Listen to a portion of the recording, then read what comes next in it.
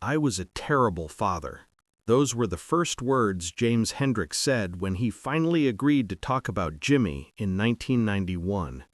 What he revealed in that conversation explained so much about why Jimi lived the way he did, and why he died so young. It was a gray afternoon in Seattle, Washington. James Allen Hendrix, known as Al, was 72 years old. He'd spent the past 21 years since his son's death mostly in silence, refusing interviews, avoiding the spotlight, trying to live a quiet life. But something had changed. He'd agreed to sit down with a journalist and finally tell the truth about his relationship with the greatest guitarist who ever lived. Al sat in the small house in Seattle's Central District, the same neighborhood where he'd raised Jimi. The walls were bare except for one photograph, a picture of young Jimi, maybe 7 years old, holding a broom like it was a guitar, grinning at the camera. Al stared at that photo for a long time before he started talking. "I was a terrible father," he said, his voice rough with emotion. "I know that now. I knew it then too, but I didn't know how to be anything else. And by the time I figured it out, it was too late." The story Al told that day was nothing like the sanitized versions that had appeared in magazines and books about Jimi. It was raw, painful, and brutally honest. It was the story of a man who'd failed his son in almost every way possible, and had to live with that failure for the rest of his life. Al Hendrix had been born in 1919 in Vancouver, Canada. His own childhood had been hard. Poverty, racism, a father who drank too much, and a mother who worked herself to exhaustion. Al learned early that the world was cruel and that showing weakness would get you destroyed. So he built walls around himself, became hard, stopped showing emotions. When Al met Lucille Jeter in Seattle in 1941, he fell in love fast. She was beautiful, fun, spontaneous, everything he wasn't. They got married quickly, and Al shipped off to World War II shortly after. While he was overseas fighting, Lucille discovered she was pregnant. Johnny Allen Hendrix, who would later be renamed James Marshall Hendrix, or Jimi, was born on November 27, 1942, while Al was still in Europe. Al didn't meet his son until Jimi was 3 years old. By that time, Lucille's drinking problem had already started. "I came home from the war to find my wife was an alcoholic and I had a son I didn't know," Al said in the interview. "I was angry. I was scared. I didn't know how to be a father. My own father had been terrible, and I didn't have any other examples to follow." The marriage between Al and Lucille was troubled from the start. They fought constantly. Lucille's drinking got worse. Al worked multiple jobs trying to keep the family afloat, but money was always tight. And caught in the middle of it all was young Jimi, watching his parents destroy each other. Al admitted something in the interview that he'd never acknowledged before. He blamed Jimi for the problems in his marriage. "I know it wasn't rational," he said, "but somewhere in my head, I thought that if Jimi hadn't been born, maybe Lucille and I could have made it work. So I was cold to him. I was distant. I didn't show him love because I was too busy being angry at the world." When Jimi was 9 years old, Lucille died. She was only 32, her liver destroyed by alcohol. Al didn't take Jimi to the funeral. He didn't explain what had happened. He just told the boy that his mother was gone and they had to keep moving forward. "That was the moment I should have held him," Al said, tears in his eyes. "That was the moment I should have told him I loved him and that we'd get through it together. But I didn't. I just shut down even more. And Jimi learned to shut down too." The years after Lucille's death were hard. Al worked constantly, leaving Jimi alone for long stretches. The boy would wander the neighborhood, quiet and withdrawn, looking for anything to fill the emptiness. He found music. One day, Al came home to find 12-year-old Jimmy sweeping the floor while pretending the broom was a guitar. The boy was so absorbed in his imaginary performance that he didn't hear his father come in. Al's first instinct was anger. "Stop playing around and do your chores properly," he snapped. Jimmy looked up, startled and ashamed, and quickly went back to sweeping normally. But Al had seen something in that moment. The way Jimmy's face had lit up when he was pretending to play guitar, the way he'd seemed happy for the first time in years, and instead of encouraging it, Al had crushed it. "I was so stupid," Al said in the interview. "He'd found something that made him happy, and my first response was to tell him to stop. What kind of father does that?" But the most painful part of the interview came when Al talked about Jimmy being left-handed. This was something many people knew about, how Jimmy had been naturally left-handed, but his father had forced him to use his right hand for everything, except playing guitar, which he did in secret. "I beat him for being left-handed," Al said, his voice barely above a whisper. In those days, people thought being left-handed was wrong, was almost evil. My own father had beaten the left-handedness out of me, and I did the same thing to Jimmy.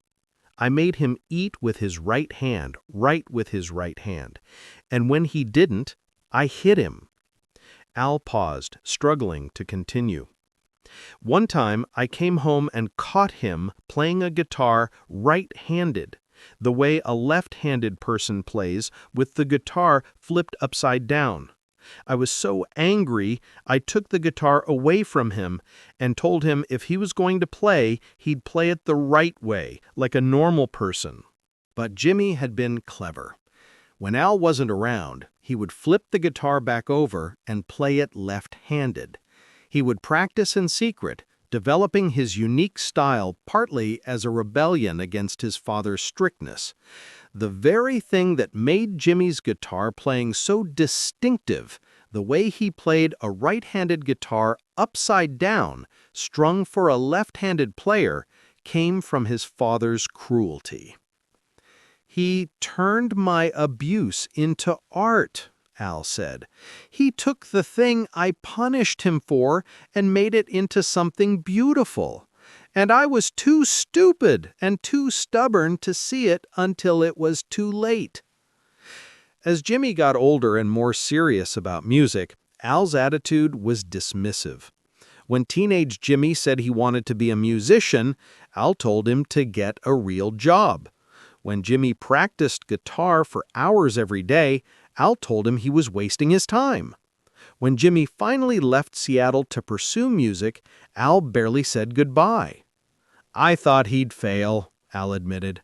"I thought he'd come crawling back in a few months, broke and defeated, and I'd get to say, 'I told you so.'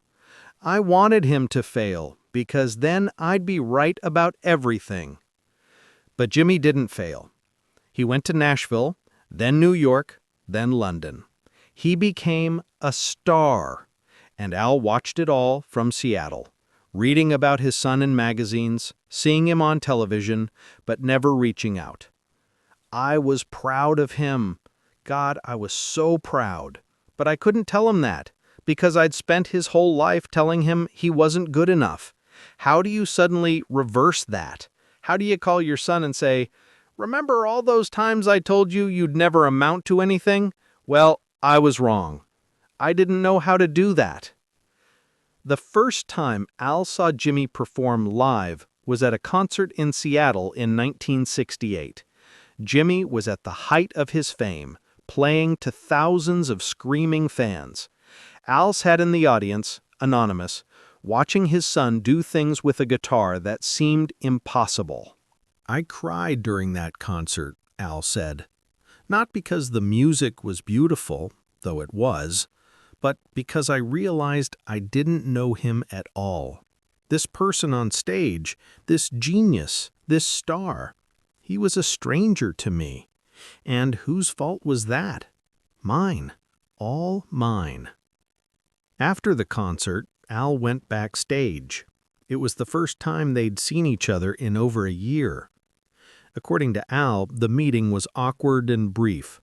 They talked about surface things. How was the weather in Seattle? How was the tour going? They didn't talk about anything real. They didn't talk about the past. They didn't talk about their relationship. I wanted to tell him I was proud of him, Al said. I wanted to apologize for everything, but the words wouldn't come out. We stood there talking about nothing, and then his manager said he had to go, and that was it. I watched him walk away, and I thought, I'll tell him next time. Next time I'll say what I need to say. But next time never came. The next time Al saw Jimi, it was at his funeral. When Al got the call that Jimi had died in London, his first reaction was disbelief. Not my son, he kept saying, not my son. But it was his son. And suddenly all the things Al had never said, all the apologies he'd never made, all the love he'd never expressed, they were trapped inside him forever with nowhere to go. At the funeral, people expected Al to break down, but he didn't. He stood stoic and dry-eyed through the entire service. People whispered that he was cold, that he didn't care. But the truth was the opposite. I couldn't cry, Al explained. If I started crying, I'd never stop. So I just locked everything down the way I'd been doing my whole life.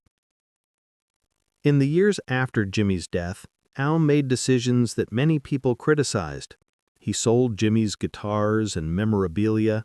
He fought with Jimi's bandmates over royalties. He seemed more interested in money than in preserving his son's legacy. People thought I was greedy, Al said. But the truth is, I was angry. I was angry at Jimi for dying and leaving me behind. I was angry at myself for being such a terrible father. I was angry at the whole world. So I lashed out at everyone, trying to hurt them the way I was hurting. It took Al 20 years to finally start dealing with his grief and his guilt. In the late 1980s, he started talking to a therapist. He started going through old photos and memories. He started, finally, trying to understand who his son had been and what he'd meant to the world. The therapist asked me what I regretted most, Al said, and I realized it wasn't any one big thing. It was all the small things, all the times I could have said, I love you, and didn't. All the times I could have said, I'm proud of you, and didn't. All the times I could have just been a father instead of being hard and cold and angry. The interview ended with the journalist asking Al what he would say to Jimi if he could talk to him one more time. Al sat in silence for a long moment, tears streaming down his face. I'd tell him I'm sorry, he finally said. I'd tell him that he was right to chase his dreams and I was wrong to try to stop him. I'd tell him that watching him play guitar was the greatest pride I ever felt in my life, even though I never told him that. I'd tell him that he didn't deserve the father he got, that he deserved so much better. He paused, looking again at that photograph on the wall, young Jimi with the broom guitar grinning at the camera. But most of all, I'd tell him I loved him. I loved him so much. And I'm sorry I never found the words to say it when he was alive. James Al Hendrix died in 2002 at the age of 82. In his final years, he dedicated himself to preserving Jimi's legacy, establishing the Jimi Hendrix Foundation and working to protect his son's music and memory. Some people said he was trying to profit from Jimi's fame, but those close to Al knew the truth. He was trying to do in death what he'd failed to do in life: be a good father.